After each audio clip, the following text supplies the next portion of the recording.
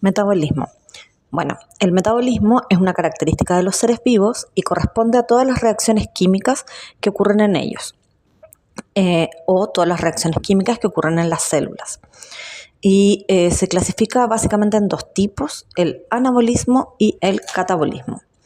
En el anabolismo ocurren reacciones de síntesis en las cuales se forman enlaces y se ocupa energía. Por lo tanto, este tipo de reacciones son de tipo endergónica.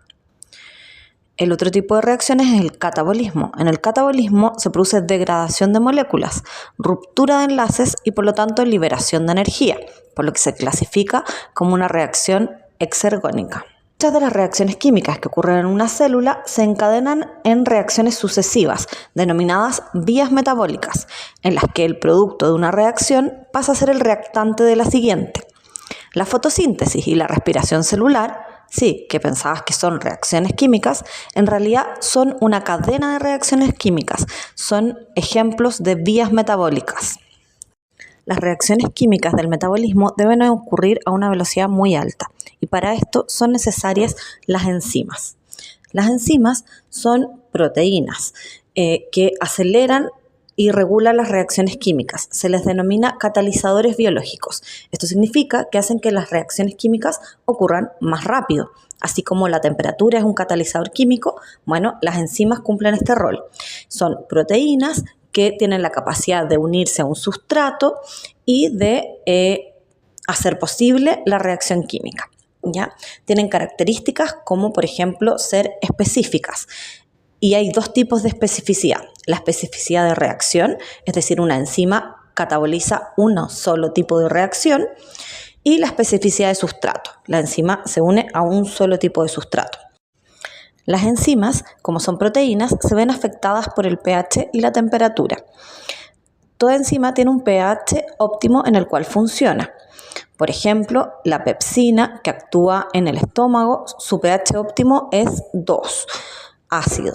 En cambio, la amilasa salival, que actúa en la boca, tiene un pH alrededor de neutro, que es 7.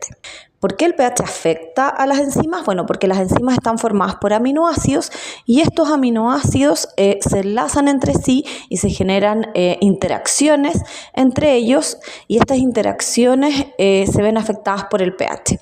Por lo tanto, la enzima puede perder su estructura si cambia el pH ideal para ella. El otro factor que las afecta es la temperatura. La temperatura va a depender del organismo vivo en el que la enzima actúe. Por ejemplo, en el caso de los seres humanos, la temperatura ideal de nuestras enzimas son 37 grados Celsius, que es la temperatura corporal.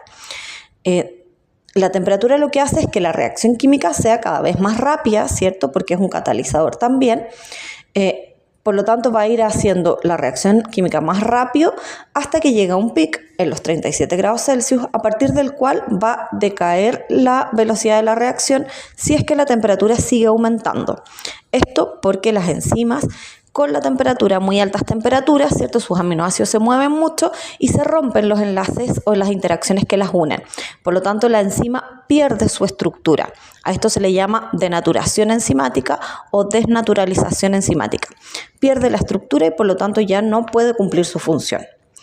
Además, hay otros dos factores que afectan a las enzimas. Uno es la concentración enzimática. Es decir, una reacción va a ser más rápida en la medida que yo tenga más enzimas transformando el sustrato en producto, y la concentración de sustrato. En la medida que tenga más sustrato, por supuesto que las enzimas van a poder producir más producto, hasta que llegue un punto en que las enzimas se saturan, es decir, todas las enzimas están participando en una reacción, por lo tanto, por más que aumente la concentración de sustrato, no va a aumentar la velocidad enzimática. Las enzimas tienen un mecanismo de acción. Este mecanismo de acción consiste en que yo tengo el sustrato, que es el reactivo que se va a unir a la enzima, ¿cierto? Tengo la enzima y la enzima tiene un sitio activo. En su sitio activo se une el sustrato, ¿ya? Por lo tanto, inicialmente tengo el sustrato más la enzima. Luego, el sustrato se une a la enzima, ¿cierto? Por interacciones químicas, en un mecanismo que se denomina de encaje inducido, es decir, que una vez que se interactúan entre ellos logran esta unión Por lo tanto, ahí tengo la enzima unida al sustrato y luego esta enzima transforma este sustrato en un producto, por lo tanto, finalmente tengo el producto y la enzima. La enzima tiene la característica de estar disponible para otra reacción, ya no se consumen durante la reacción química, ¿cierto? Se pueden reutilizar. El ATP es una molécula necesaria para que ocurran las reacciones químicas en las células. Es un nucleótido formado por una pentosa, una base nitrogenada, que es adenina, y 3 grupos fosfato. Un nucleótido tradicional solamente tiene un grupo fosfato. Por lo tanto, esto es un nucleótido modificado. Sus siglas ATP significan adenosín trifosfato, ¿cierto? Y se conoce como la moneda de intercambio energético de la célula, o la molécula de intercambio energético de la célula. Esto debido a que acumula energía cuando ocurre su síntesis y cuando ocurre la ruptura libera esta energía. Estas dos reacciones que ocurren en el ATP son la síntesis de ATP, en la cual una molécula de ADP se une con un fosfato inorgánico y para esto se gasta energía, ¿cierto?, para formar este ATP.